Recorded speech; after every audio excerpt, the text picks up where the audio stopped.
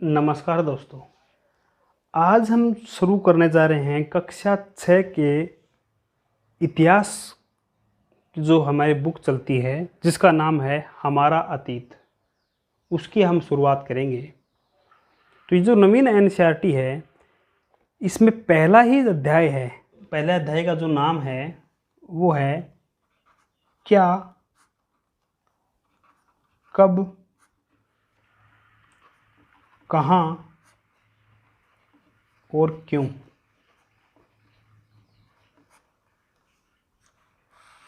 ये है हमारे पहले अध्याय का नाम।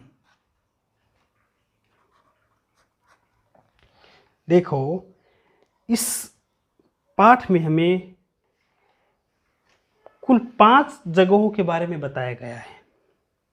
तो उस जगह पर क्या है, वो जगह कहाँ है, कौन कौन सी हैं, कब वहाँ पर क्या घटनाएं घटी, उन सभी सवालों का जवाब हमें इन 5 स्थानों पर मिलेगा। पीछे कि देखो, आज के दिन जैसा हम हमारे देश को, विदेश को, हमारे चारों ओर के वातावरण को, समाज को, क्या शुरुआत से ही ऐसे था? शुरुआत से, प्रारंभ से ये ऐसा नहीं था। प्रारंभ से ऐसा नहीं था। तो इस जानकारी जो हमें मिलती है वो इस चैप्टर में हमें इस बारे में बताती है कि आज से 100 साल पहले क्या था, आज से 1000 साल पहले क्या था, आज से 10,000 साल पहले, 8,000 साल पहले क्या था, उसके बारे में हम बात करेंगे। तो देखो, इस अध्याय में, देखो दोस्तों, इस अध्याय में हमें जिन 5 जगहों के बारे में हमें चर्चा की गई है, जिस विषय में हम आगे बात करेंगे, वो जगह कौन कौन सी हैं। सबसे पहले नर्मदा नदी का जो क्षेत्र है इसके बारे में हमें बताया गया है। सबसे पहले किसके बारे में? नर्मदा नदी का जो क्षेत्र है उसके बारे में हमें बताया गया है कि यहाँ पे क्या था। इसके बाद देखो, ये है सुलेमान और किरथर की पहाड़ियाँ। क्या है? सुलेमान और किरथर की पहाड़ियाँ। उसके बाद हमें इनके बारे में बताया गया है यहाँ पर क्या था। तो सुलेमान और किरथर की जो पहाड़ियाँ हैं वर्तमान में, देखो, ये तो है अफगानिस्तान, ये है पाकिस्तान। तो ये इन दोनों के मध्य हैं। किरथर और सुलेमान की जो पहाड़ियाँ हैं इनके बीच में है। इसके बाद जिस क्षेत्र के बारे में हमें बताया गया है वो है, ये है गोरो खासी की पहाड़ियाँ। कौन सी पहाड़ी? गोरो खासी की पहाड़ियाँ। और ये है विंध्याचल पर्वत श्रृंखला, ये मेघालय में है। ये जो विंध्याचल पर्वत श्रृंखला और गोरो खासी की पहाड़ियाँ हैं, इनके मध्य जो क्षेत्र है उस क्षेत्र के बारे में हमें बताया गया है। तो ये हो गया पॉइंट नंबर 3। पॉइंट नंबर 4 जो है, जो ये गंगा और सोन नदी का किनारा, ये जो सोन नदी का जो क्षेत्र है इसके बारे में हमें बताया गया है। इसके बारे में? गंगा और सोन नदी के क्षेत्र के बारे में। अंतिम जो है, ये जो क्षेत्र है सिंधु का और इसकी सहायक नदियों का, इस क्षेत्र के बारे में बताया गया है। तो हम एक एक करके चर्चा करेंगे। नर्मदा नदी क्षेत्र में क्या है, गंगा नदी क्षेत्र में क्या है, ये ब्रह्मपुत्र गोरखखासी विंध्याचल पर्वत के मध्य ये जो क्षेत्र है इसमें क्या है, किरथर और सुलेमान की जो पहाड़ियाँ हैं इनमें क्या है। तो एक एक करके क्रम वाइज हम इनके बारे में चर्चा करेंगे। देखो दोस्तों,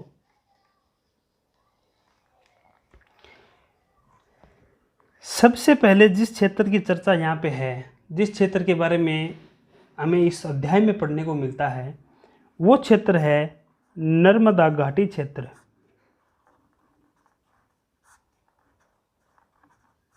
क्या है?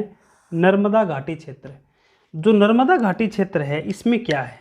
तो देखो, इस नर्मदा घाटी क्षेत्र में हमें एक मिलता है मानव का कंकाल या नर कंकाल की बात हम कर सकते हैं। तो जैसे मान लो ये मानव है, तो इसका जो नर कंकाल, इसकी जो खोपड़ी है, इसका कंकाल हमें मिला है। क्या मिला हमें? मानव कंकाल।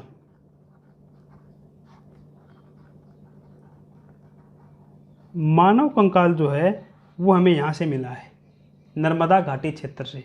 अच्छा, इस मानव कंकाल की खोज किसने की?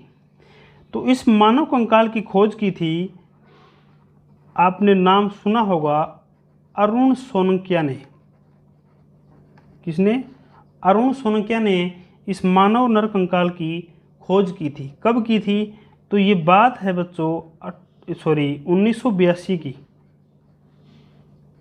कब की? सन 1982 की बात है।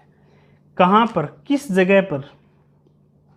तो जो जगह थी, देखो क्या मिला। पहला प्रश्न तो ये, तो हमें मिला मानव कंकाल या मानव नर कंकाल। कहाँ मिला? दूसरा प्रश्न था सॉरी ये, कब कब मिला? 1982 को। कहाँ मिला? इसका जवाब हम अभी ढूंढने के प्रयास करेंगे। तो जो क्षेत्र है, जिस जगह पर मिला था, उस जगह का नाम है हथनोरा। क्या है? हथनोरा। और ये जो हथनोरा है होशंगाबाद में, सॉरी होशंगाबाद, और होशंगाबाद है मध्य प्रदेश में। कहाँ है? मध्य प्रदेश में। नदी घाटी क्षेत्र है। तो ये जो हथनोरा है, ये किस नदी के किनारे है? नर्मदा नदी के किनारे। किस नदी के किनारे? नर्मदा नदी के किनारे। इसीलिए इस जो मानव ये कंकाल जो हमें मिला है, इस कंकाल को क्या कहा जाता है? क्योंकि नर्मदा नदी के किनारे मिला, इसके लिए इसको नर्मदा मानव भी कहा जाता है। ये भी याद रखिए, नर्मदा मानव कहा जाता है। अब देखो, जो ये जीवाश्म मिला है, जो ये कंकाल मिला है, जो ये खोपड़ी मिली है, ये भारतीय उपमहाद्वीप में प्रथम मानव जीवाश्म है। क्या है? ये मिलने वाला भारतीय उपमहाद्वीप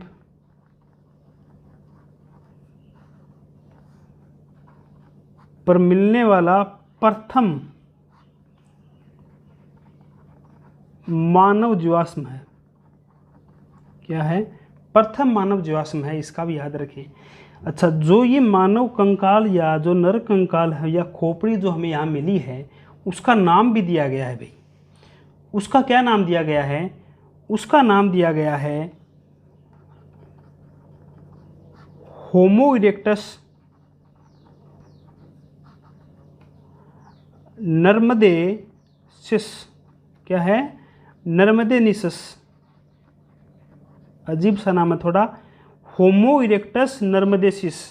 ये इस मानव कंकाल का नामकरण इसका किया गया, तो इसको कहा गया होमो इरेक्टस नर्मदेसिस। तो देखो, नर्मदेसिस क्यों कहा गया? क्योंकि नर्मदा नदी के किनारे मिला।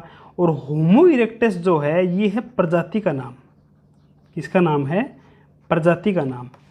तो ये तो देखो, ये था नर्मदी घाटी क्षेत्र है। प्रथम जो क्षेत्र हमें जिसके बारे में बताया गया वो था नर्मदी घाटी क्षेत्र। तो इसमें हमें ये मानव कंकाल मिला। इसकी खोज किसने की? किसको मिला? अरुण सोनकिया को। कब? 1982 में। कहाँ पर?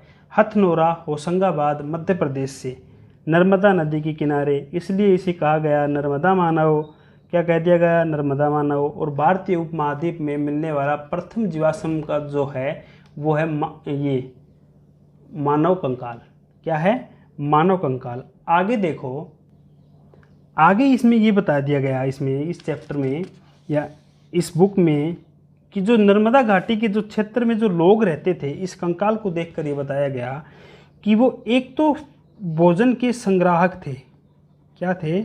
भोजन के संग्राहक थे, साथ ही वो आखेटक भी थे। क्या थे? आखेटक। आखेट का मतलब होता है शिकार, यानी कि शिकारी प्रवृत्ति के लोग भी ये थे। इसके बाद जो दूसरा जो क्षेत्र है, वो जो क्षेत्र है, उस क्षेत्र का नाम है सुलेमान व किरथर पहाड़ी। क्या नाम है? सुलेमान और किरथर की पहाड़ी। सुलेमान जो किरथर की पहाड़ियाँ हैं, मैंने आपको बताया ये कहाँ हैं? अफगानिस्तान और पाकिस्तान के मध्य। इसमें यहाँ क्या है? सुलेमान और किरथर की पहाड़ी हैं। यहाँ पर इनके नज़दीक एक जगह का नाम है मेहरगढ़। क्या है? मेहरगढ़। मेहरगढ़ कहाँ है? बलूचिस्तान प्रांत में।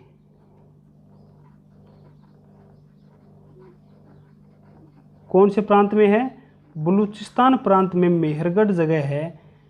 ये कहाँ पड़ता है? पाकिस्तान में पड़ता है भाई, इसका भी ध्यान रखना आप। तो इस जगह पर ऐसा क्या हुआ? इस जगह पर क्या हुआ कि आज से यानी कि 7000 ईसा पूर्व, कब? 7000 ईसा पूर्व कृषि के प्राचीनतम साक्ष्य यहाँ से मिले। क्या मिले? कृषि के प्राचीनतम साक्ष्य।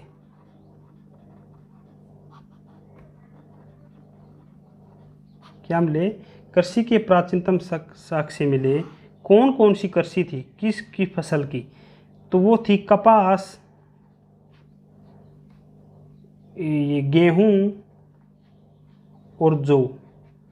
अगर खेती यहाँ होती है तो यहाँ पशुपालन भी होगा, ये भी तय है, निश्चित है ये बात, पशुपालन। तो अगर पूछ लिया जाए कृषि के प्राचीनतम साक्ष्य कहाँ मिले और ऑप्शन में हमें मिले मेहरगढ़, तो हम क्या करेंगे? मेहरगढ़ हमारा सही उत्तर होगा। लेकिन आगे हम जब बात करेंगे ग्वारो और खासी विंध्याचल की जो पहाड़ियाँ हैं उनके मध्य की बात मैं करता हूँ। किसकी? 3 नंबर पे मैं अगर बात करूँ, गारो खासी की पहाड़ी व विंध्याचल पर्वतमाला,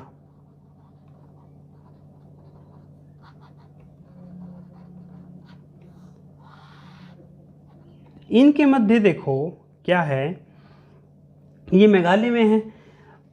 तो विंध्याचल पर्वतमाला और गारो खासी के बीच में एक जगह पड़ती है जिसका नाम है कोल्डी हवा। क्या है? कोल्डी हवा। उस क्षेत्र का नाम क्या है? कोल्डी हवा। ये पड़ती है उत्तर प्रदेश में। क्या है? इस जगह का नाम है कोल्डी हवा, जो कि पड़ती है उत्तर प्रदेश में। यहाँ से भी कृषि के प्राचीनतम साक्ष्य मिले हैं। कृषि के प्राचीनतम साक्ष्य मिले, लेकिन कब के? 6000 ईसा पूर्व के। कब के? 6000 ईसा पूर्व के। लेकिन एक और जगह है, जगह का नाम है लहुरा देव। क्या नाम है? लहुरा देव। और लहुरा देव में नवीन शोधों के अनुसार, नवीन शोधों के अनुसार आज से 8000 ईसा पूर्व क्या मिले हैं? कृषि के प्राचीनतम साक्ष्य मिले हैं।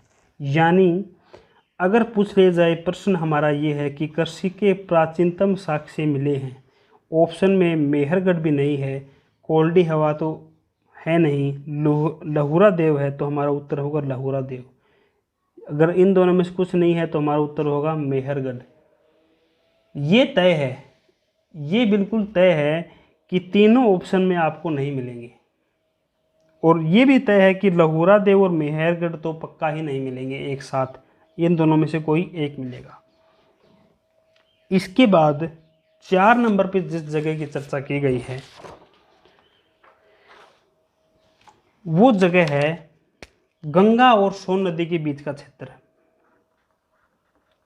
गंगा व सोन नदी के बीच का जो क्षेत्र है उसके बारे में चर्चा की गई है।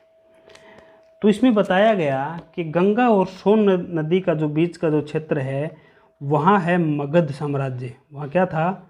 मगध साम्राज्य। और वर्तमान में इस जगह क्या है? बिहार राज्य है। ये भी ध्यान रखें, क्या है? बिहार राज्य है। तो इस मगध साम्राज्य जो है ये ऐसा कहा जाता है कि उत्तर भारत में राजनीति का प्रमुख केंद्र था। बहुत बड़ा साम्राज्य था। यहाँ पर हर्यक वंश है, नाग वंश है, शिशुपाल वंश है, मौर्य वंश है, गुप्त काल है। ये इन सब राजाओं ने ये सभी जो शक्तिशाली शासक थे इन सब का साम्राज्य यहाँ पर रहा है। क्या रहा है? अलग से हम आगे इतिहास में इसकी चर्चा करेंगे खुलकर, आगे हमारे चैप्टर भी आएगा तो उसमें मगध के बारे में हम करेंगे। इसकी जो राजधानी थी, इसकी जो राजधानी थी वो थी पाटलिपुत्र। क्या थी? पाटलिपुत्र इसकी राजधानी थी। और उत्तर भारत में राजनीति का प्रमुख केंद्र था ये मगध। अब देखो, ये हमारा था 4 नंबर जगह। अंतिम और 5 नंबर जो जगह है वो है सिंधु नदी व इनकी सहायक जो नदियां हैं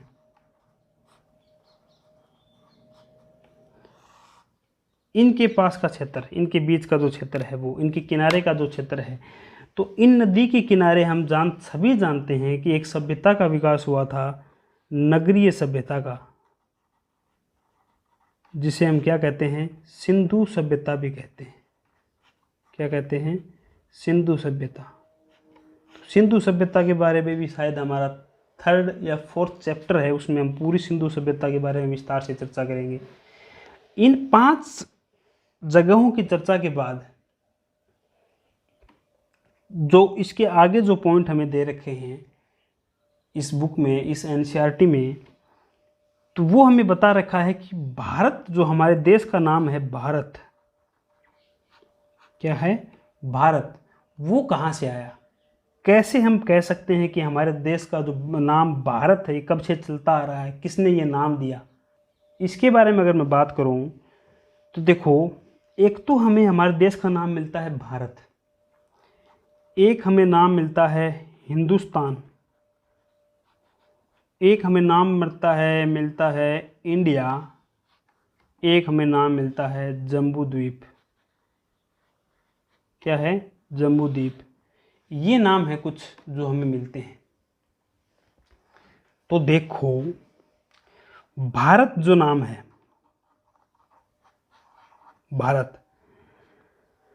भारत ये नाम जो हमें मिलता है, इस नाम का उल्लेख हमें ऋग्वेद में मिलता है। कहाँ मिलता है? ऋग्वेद में हमें भारत के नाम का उल्लेख मिलता है। और ऋग्वेद में कहाँ मिलता है इसका उल्लेख? इसमें देखो, आपने नाम सुना होगा अभिज्ञान शाकुंतलम, एक नाटक है। नाटक का नाम है अभिज्ञान शाकुंतलम। किसकी रचना है? कालिदास की। इस नाटक में कालिदास जी ने शकुंतला व इनके ये रानी शकुंतला और राजा दुष्यंत के बारे में बताया है। और इन्हीं शकुंतला और दुष्यंत का पुत्र हुआ है जिसका नाम है भरत, जिसके नाम पर हमारे देश का नाम क्या कहा जाता है? भारत कहा जाता है। तो ये तो थोड़ी सी भारत की विषय में जो बातें हैं वो। आगे मैं बात करूं, हिंदुस्तान, इंडिया, जम्बू द्वीप नाम कैसे पड़ा, तो उससे पहले हमें पढ़ना पड़ेगा सिंधु के बारे में, थोड़ा जान लेते हैं। सिंधु जो नदी है भारत के पश्चिम में है, भारत के पश्चिम में है सिंधु नदी। अब देखो, पश्चिम से जब फारसी चलकर आए भारत की ओर, क्या चल के आए? फारसी या ईरानी जब ये चल के आए, तो ये क्या कहते थे? से को बोलते थे है। तो इन्होंने सिंधु को क्या कहा? हिंदू। क्या कहा? हिंदू, जिससे हमारे देश का नाम पड़ा हिंदुस्तान। इन्होंने कह दिया कि सिंधु के पूर्व में, भाई ये सिंधु नदी है, तब यहाँ से आएंगे तो क्या कहेंगे? सिंधु के पूर्व में जो क्षेत्र है वो हिंदुस्तान है। इन्होंने हिंदुस्तान कहा। देखो, जब यूनानी आए, ग्रीक एथेंस के जब लोग यहाँ पर आए, यूनानी, तो इन्होंने सिंधु को कहा इंडोस। क्या कहा? इंडोस। और सिंधु नदी का जो लैटिन नाम है वो है इंडस। क्या है? इंडस। तो कहा जाता है इसी इंडस या इंडोस के कारण भारत को इंडिया कहा जाता है। क्या कहा जाता है? इंडिया। ये बात होगी हिंदुस्तान की, इंडिया की। एक नाम मैंने आपको और बताया, वो था जम्बू द्वीप। जम्बू द्वीप जो है वो अशोक की शिलालेखों में भारत का नाम क्या मिलता है? जम्बू द्वीप। अशोक के शिलालेखों में,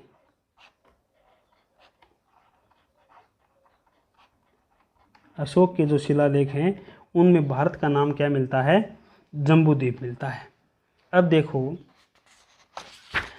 आगे हैं कि इतिहास के मतलब कौन कौन से स्रोत हैं जिससे हम इतिहास को जान सकते हैं कि पीछे क्या हुआ, कब क्या हुआ, इस बारे में हम जान सकें। तो देखो, स्रोतों की जब मैं बात करता हूँ, इतिहास को जानने के स्रोत कौन कौन से हैं, तो इसमें सबसे पहले हमें बता रखा है पांडुलिपियों के बारे में। सबसे पहला जो स्रोत इन्होंने बताया है वो है पांडुलिपि। दूसरा जो स्रोत इन्होंने बताया है वो बताया है अभिलेख। क्या बताया है? अभिलेख। और एक इन्होंने स्रोत बताया है वो बताया है पुरातात्विक स्रोत। कौन से स्रोत हैं? पुरातात्विक स्रोत। ये इन्होंने 3 इतिहास को जानने के लिए स्रोत हमें बताए हैं कि ये 3 स्रोत हैं जिनसे हम इतिहास को जान सकते हैं, परख सकते हैं, कब क्या कैसे हुआ, क्यों हुआ, वो हम जान सकते हैं। ये हमें इसके लिखित प्रमाण इसके मिलते हैं। देखो, पांडुलिपि जो है, क्या है? पांडुलिपि। इस पांडुलिपि को इंग्लिश भाषा में, अंग्रेजी भाषा में क्या कहा गया? इसको कहा गया मेन्यूस्क्रिप्ट। मेन्यूस्क्रिप्ट